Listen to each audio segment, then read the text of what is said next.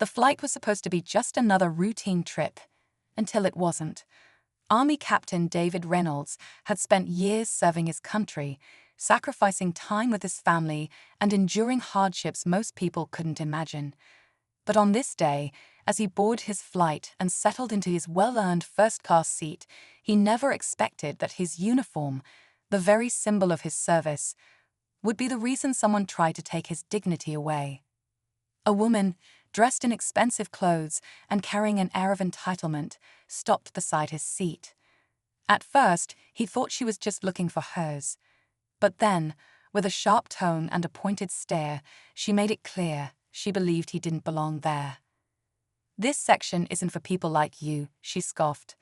Her words weren't just rude, they carried something deeper, something uglier. The flight attendants hesitated. Other passengers glanced over, some whispering, some looking away. And in that moment, Captain Reynolds had a choice. He could argue, he could demand his rights, or he could do something else, something that would leave the entire plane silent and bring tears to more than just a few eyes. What he did next, no one saw it coming, and by the time the flight landed, the woman, the crew, and everyone watching would never forget the lesson they learned that day. The tension in the cabin was thick, hanging in the air like a storm waiting to break. Captain Reynolds sat still for a moment, his fingers tightening around the armrest. He had faced battles before, real ones in places far from home, but this was different. This wasn't about enemy lines or military strategy. This was about dignity, respect, and something he had fought his entire life to uphold. The woman's eyes flickered with impatience as she turned to the flight attendant. "Are you going to do something about this?" she demanded, her voice carrying just loud enough for nearby passengers to hear. Some shifted uncomfortably in their seats. Others stole glances, unsure of whether to step in or stay silent. The flight attendant, clearly flustered, hesitated. "Ma'am, this passenger has a valid first-class ticket," she said, her voice careful. The woman scoffed, shaking her head. "That's impossible. He must have taken someone else's seat.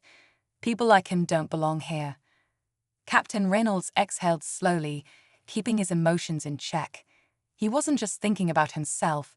He was thinking about every soldier who had worn the uniform, every person who had sacrificed for the very freedom this woman now took for granted. A man a few rows back shifted forward, his brow furrowed. A younger woman clutched her phone, as if debating whether to record. The silence stretched on, thick with unspoken words. And then finally, Captain Reynolds moved.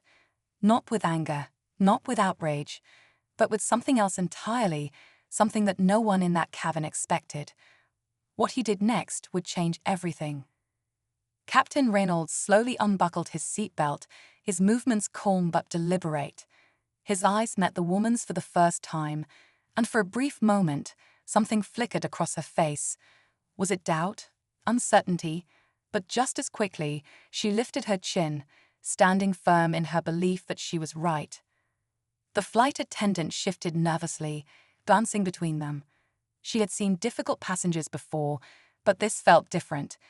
The air in the cabin was thick with tension, every second stretching longer than the last.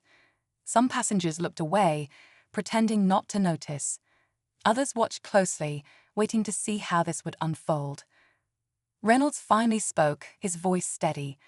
"Ma'am," he said, his tone free of anger, "do you know what this uniform represents?" The woman crossed her arms. "It doesn't matter," she snapped. "First class isn't just about a seat. It's about status. And I don't see why someone like you should be here when people like me paid for comfort." A quiet gasp came from a row behind them. A businessman in a suit frowned. A mother, holding her child close, shook her head. The divide in the cabin was clear, some disturbed by the woman's words, others waiting, unsure of whether to intervene. But Captain Reynolds wasn't angry. He had faced worse. He had been in places where life and death balanced on a knife's edge. He had seen people at their best and at their worst. And yet, here, on this flight, in this moment, he faced a different kind of battle, one not fought with weapons, but with something much stronger. And so he did something that no one expected. A single action that would leave the entire plane speechless. The flight attendant's eyes widened. The woman took a small step back. No one could have predicted what happened next. Captain Reynolds took a deep breath and stood up. He didn't raise his voice. He didn't argue. Instead, he reached into his jacket pocket and pulled out something small, something that made the woman's expression flicker with confusion. A medal. Not just any medal. It was one of the highest honors given to those who had served with courage, a medal earned through sacrifice and unwavering dedication. The cabin was silent. The woman's eyes darted to the small, shining piece of metal in his hand, then back to his face. But before she could say anything, Reynolds turned, addressing not just her, but everyone watching. "You see this," he said, his voice steady but filled with weight. "This isn't just mine. It belongs to every soldier who's ever fought so people like you. So all of us can sit in any seat, on any plane, in any country, without question." His words weren't angry, but they carried a quiet power. The businessman in the back leaned forward. The young woman gripping her phone finally hit record. A teenager near the aisle, who had been staring at his screen the whole time, suddenly looked up, his brows furrowed. But the woman wasn't ready to back down. She huffed, her arms still crossed. "That doesn't mean you deserve first class," she muttered, but her voice lacked the same sharpness as before. Reynolds let her words hang in the air for a moment before he finally moved, slowly, deliberately. And then, with a single action, he did something that no one saw coming. The flight attendant gasped. A murmur spread through the cabin. The woman's expression changed in an instant. And in that moment, everything shifted. Captain Reynolds took a step forward and, to everyone's surprise, extended his first-class ticket toward the woman. The entire cabin froze. The flight attendant's mouth parted in shock. The woman blinked, thrown off balance for the first time. "If you think I don't deserve this seat," Reynolds said calmly, "then take it." His voice was steady, not bitter or sarcastic, just sincere. The weight of his words hung in the air, pressing down on everyone watching. The woman's lips parted as if to speak, but no words came out. She had been so sure of herself moments ago, so firm in her belief that he didn't belong.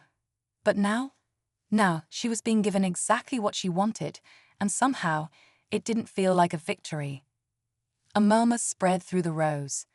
The businessman who had been watching leaned back in his seat, shaking his head in disbelief. The young woman with the phone whispered something under her breath. Even the flight attendant looked at Reynolds, waiting, as if hoping he would take back his offer. The woman hesitated, her fingers twitching at her sides. She had demanded he leave, had insisted he didn't deserve to be there, but taking his seat now, after all that, felt different. The power she had tried to hold over him was slipping through her fingers. And then, just when it seemed like the moment couldn't get any heavier, a deep voice from behind them broke the silence. "He's not the one who should be moving." All heads turned as an older man, dressed in a suit, stood up from his first-class seat. His expression was unreadable, but there was something firm in his stance. The tension in the cabin doubled. And with that, the story took another turn, one that no one on that plane was prepared for. All eyes shifted to the older man as he stepped forward, his gaze locked onto the woman. His presence commanded attention, not because of his expensive suit, but because of the quiet authority in his voice. The tension in the cabin felt like it could snap at any moment. "I pay for my first-class seat just like you," he said, his voice calm but firm. "And I say this man, this soldier, deserves to be here more than any of us." The woman's face turned red. Whether it was embarrassment or frustration, no one could tell. She glanced around, realizing that no one was supporting her anymore. The murmurs grew louder. A few people nodded in agreement. The businessman from before shook his head again, this time in disappointment rather than disbelief. But the older man wasn't finished. He turned to Reynolds. "Son," he said, "if anyone should be giving up a seat, it's not you. Then, without hesitation, he took his own first-class ticket and held it out to the woman. "If you think status is more important than service, then take mine." The cabin went silent again. The woman looked between the two men, her breathing uneven. She had wanted someone to leave their seat for her, but now, with two men offering their spots for entirely different reasons, she didn't know how to respond. She swallowed hard, then slowly shook her head. "I don't want it," she muttered, stepping back toward her original seat in economy. Reynolds exhaled, watching her retreat. The older man clapped him on the shoulder, a silent show of respect. A few passengers started applauding softly. The young woman with the phone put it down, eyes glistening. And just like that, the flight moved on. But no one on that plane would ever forget what happened at 30,000 feet. As the applause faded, Captain Reynolds sat back down, adjusting his uniform as if nothing had happened, but something had changed. The air in the cabin felt lighter, as if an unspoken weight had been lifted. The flight attendant gave him a small, knowing nod before returning to her duties. Across the aisle, the older man settled back into his seat, a slight smile on his face. Reynolds gazed out the window, watching the clouds roll by.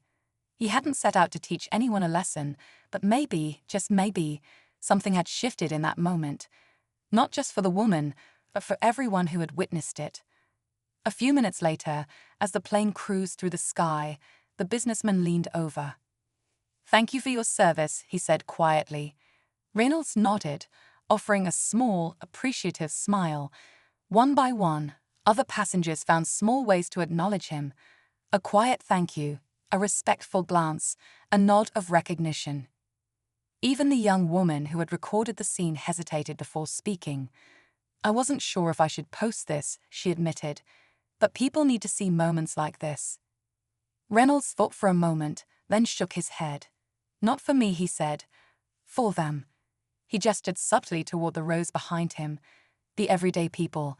The ones who might think twice the next time they judged someone too quickly. By the time the plane landed, the woman in economy never looked his way again. But maybe she didn't need to. Maybe the lesson had already sunk in. As Reynolds grabbed his bag and stepped off the plane, he didn't feel anger or victory, just the quiet satisfaction of knowing that sometimes the strongest response isn't words or anger, it's grace.